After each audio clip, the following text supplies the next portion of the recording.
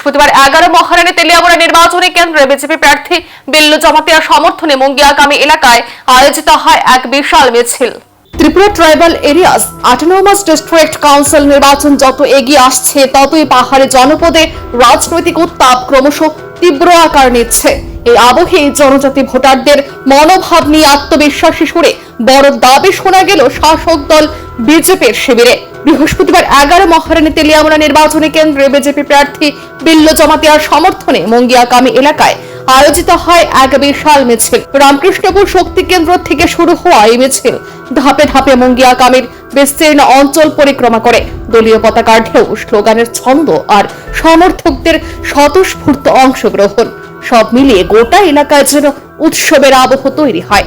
এই মিছিলে উপস্থিত ছিলেন রাজ্যের জনজাতি কল্যাণ দপ্তরের মন্ত্রী বিকাশ দেববর্মা, প্রার্থী বিল্লু জমাতিয়া সহ বিপুল সংখ্যক কর্মী সমর্থক। কর্মসূচি শেষে সাংবাদিকদের মুখোমুখি হয় মন্ত্রী আত্মবিশ্বাসের সুরে বলেন, জনজাতি সমাজ আজ উন্নয়নমুখী রাজনীতির পাশে দৃঢ়ভাবে দাঁড়িয়েছে। তার বক্তব্য, ট্রিপল ইঞ্জিনের সরকার প্রতিষ্ঠায় জনতার আগ্রহ স্পষ্ট, তাই 28টির মধ্যে 28টি আসনে বিজেপির জয় নিশ্চিত। বিরোধীদের উদ্দেশ্য কড়া বার্তা দেন তিনি।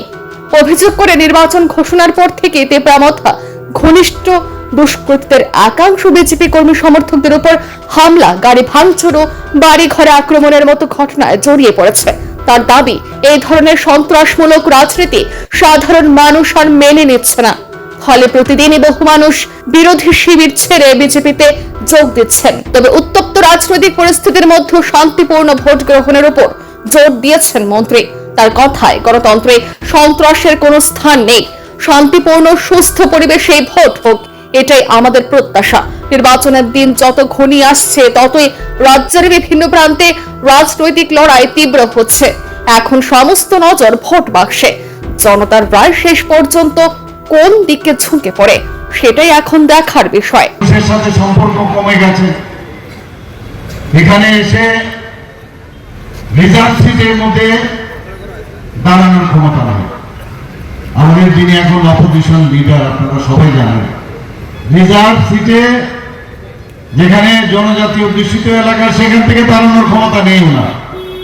এখানে এসে আজকে যেখানে নান রিজার্ভ সিট, রিজার্ভ সিটে ক্ষমতা না, আনরিজার্ভ সিটে সেখানে এসে দাঁড়িয়ে উনি জিতেছেন খুব অল্প ভোটে। কিন্তু আজকাল সোশ্যাল মিডিয়ার মধ্যে সাধারণ মানুষ তো ওনার বক্তব্য শোনার জন্য যায় না, তো সেখানে সোশ্যাল মিডিয়াতে আজকাল খুব ভাষণ দেন, নানা রকম কথা বলেন।